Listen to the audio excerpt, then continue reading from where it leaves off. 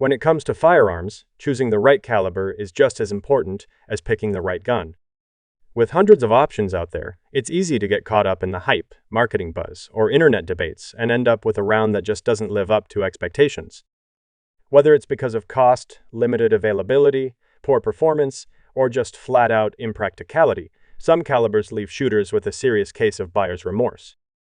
In this video, we're breaking down 5 calibers you'll likely regret buying, the ones that might seem cool on paper but failed to deliver where it counts. From frustrating ammo shortages and high recoil to underwhelming ballistics and niche uses, these are the rounds that often collect more dust than range time. So before you spend your hard-earned money on a flashy new caliber, stick around. This list might save you from making a costly mistake. Number 5. .40s and W, the law enforcement fad that fizzled.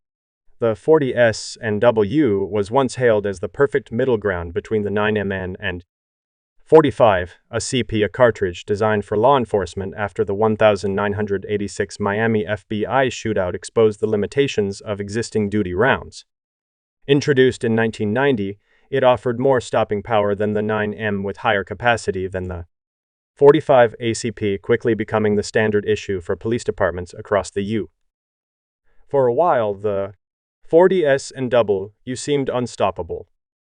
Gun manufacturers rushed to produce pistols chambered for it, and civilians followed the law enforcement trend.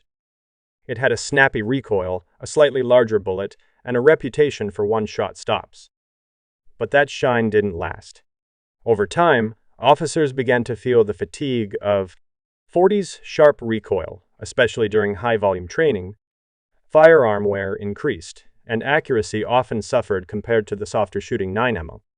Meanwhile, advancements in 9mm bullet technology closed the performance gap, offering similar stopping power with easier handling and higher capacity.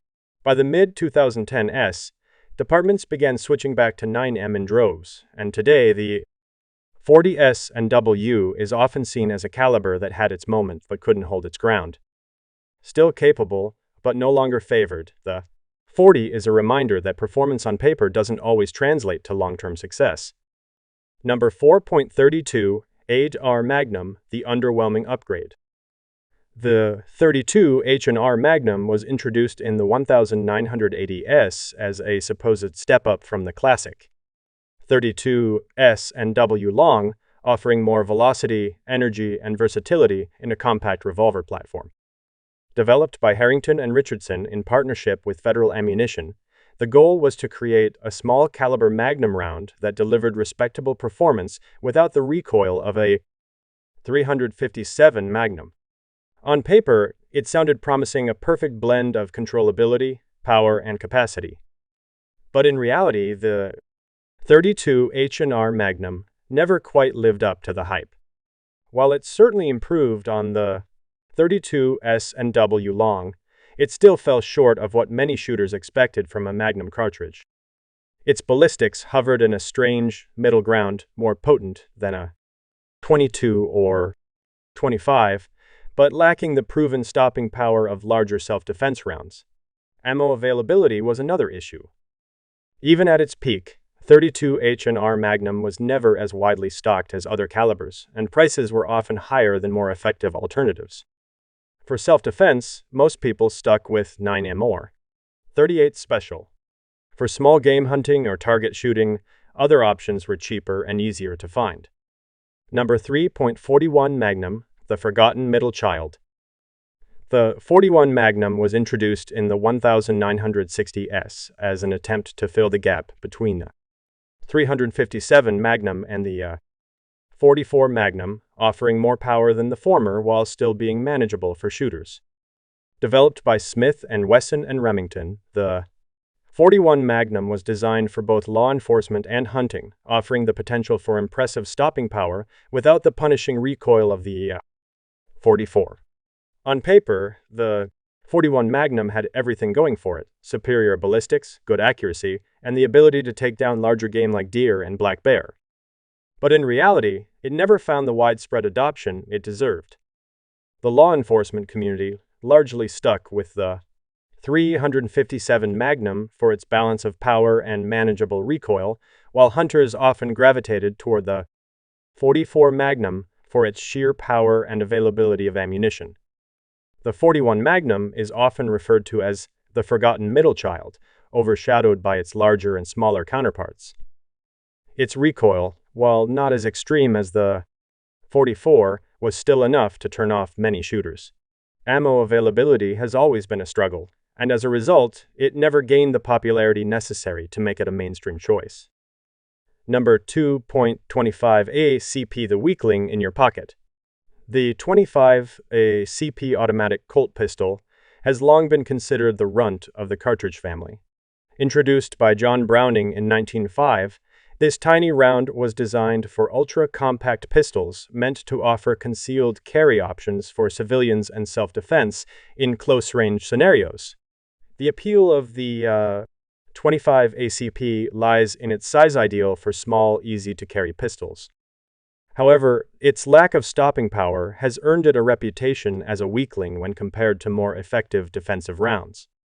With a typical bullet weight of around 50 grains and velocities ranging from 750 to 900 feet per second, the 25 ACP is far from powerful. Its recoil is mild, and the ammo is easy to find, but the round simply lacks the energy needed to reliably stop a threat. In defensive situations, shot placement is absolutely crucial, but even a well-placed shot can struggle to penetrate deeply enough for serious incapacitation. While the 25 ACP was once widely used in pocket pistols from manufacturers like Beretta and Raven, it's largely been outclassed by more powerful, effective rounds like the 380 ACP and 9mm. Still, it maintains a niche following among those who prioritize ultra-concealability over firepower, though it's clear that in a self-defense situation, you might wish for something with a little more punch. Number 1.32 A CP, the mouse gun that time left behind. The .32 CP automatic Colt pistol was once a popular choice for concealed carry and backup pistols, offering a balance between size and power.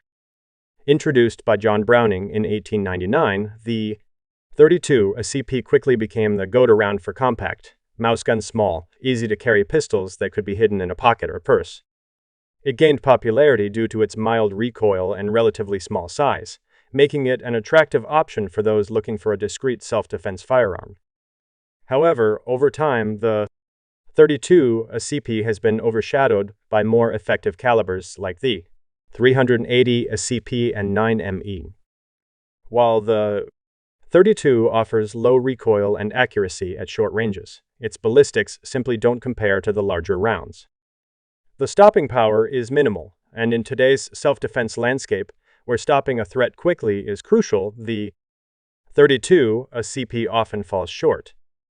Though it was once a staple in European pocket pistols and American carry guns, the .32 CP is now considered a relic of the past.